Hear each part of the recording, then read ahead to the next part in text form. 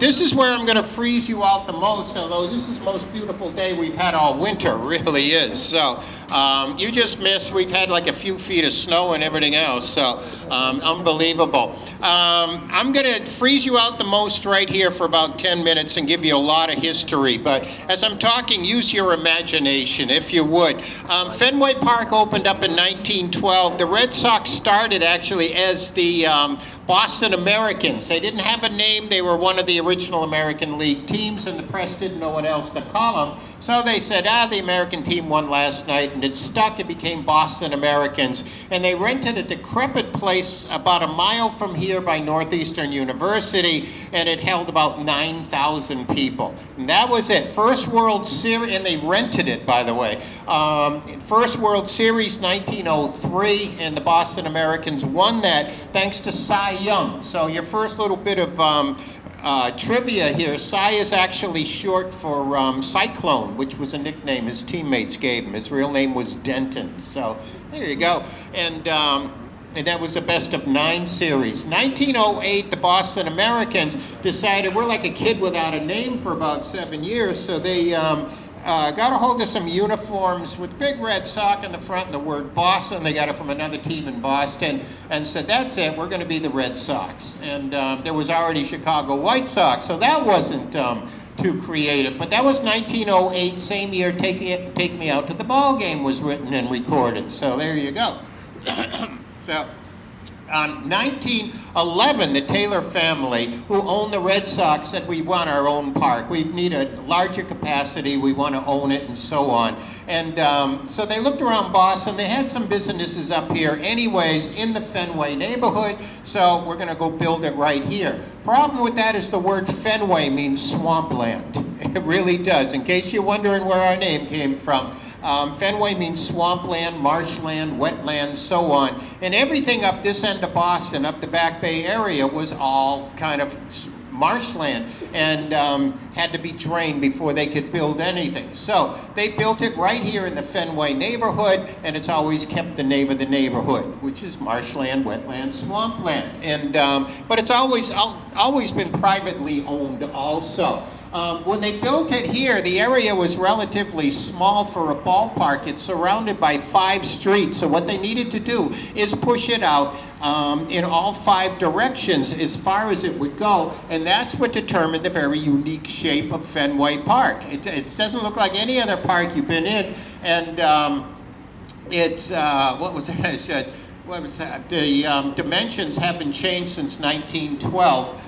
When it first opened up. And like I said, this area also had to be drained. But if you look on the 5 streets that I'm talking about, that's Lansdowne Street on the other side of the wall.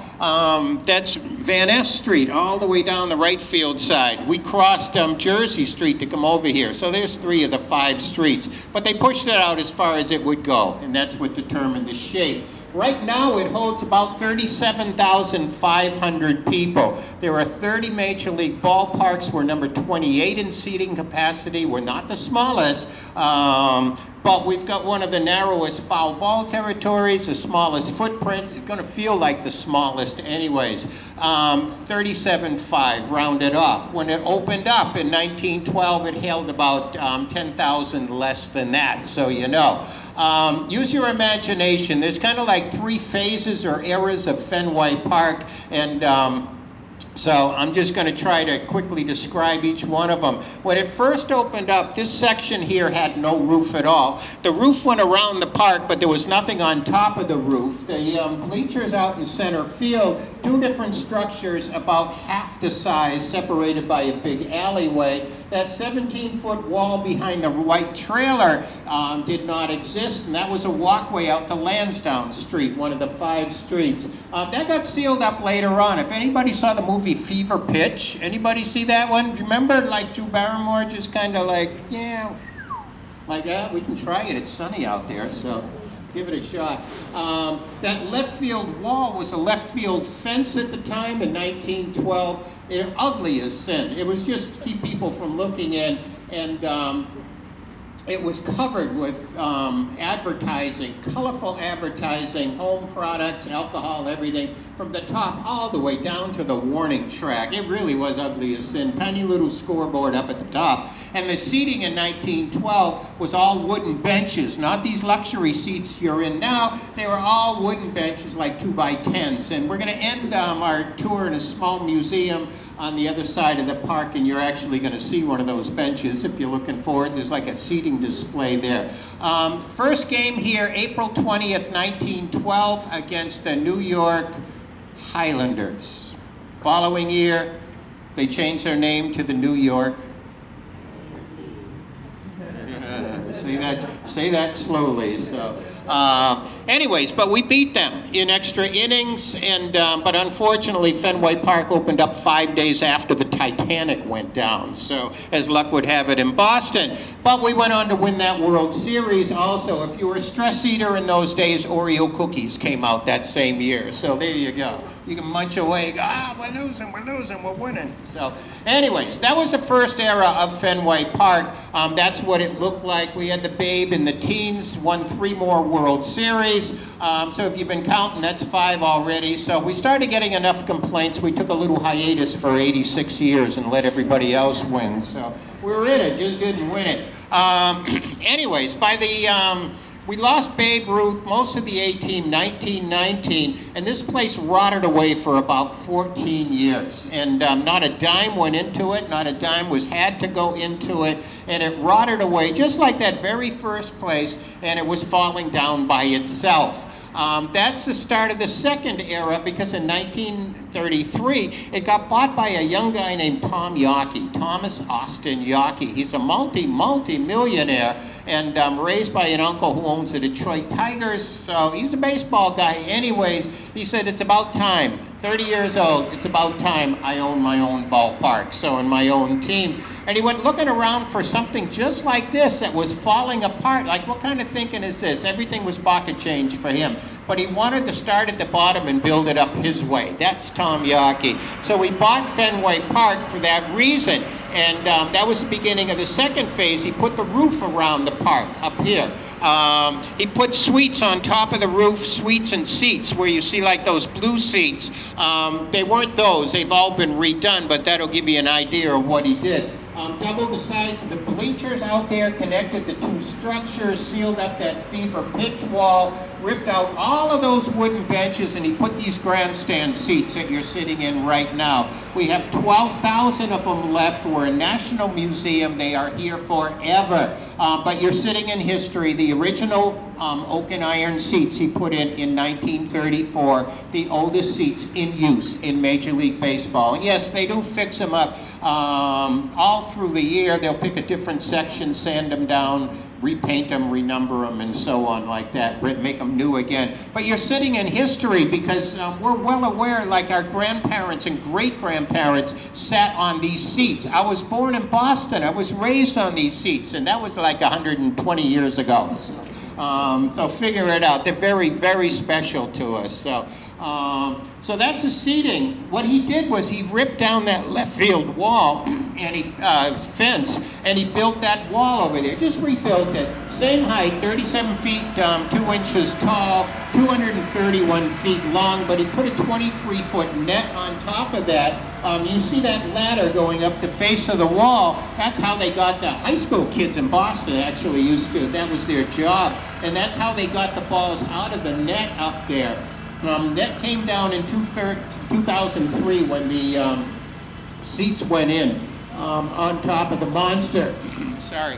By John Henry. The ladder is in fair play. Major League Baseball said, leave it up if you want to. We left it up. It's Tom Yockey history. It gets hit about once a year. He put that scoreboard down there. That's the oldest manually operated scoreboard in baseball. Just so the middle 3 sections, 3 people work it, totally manually operated. The oldest scoreboard in Major League Baseball.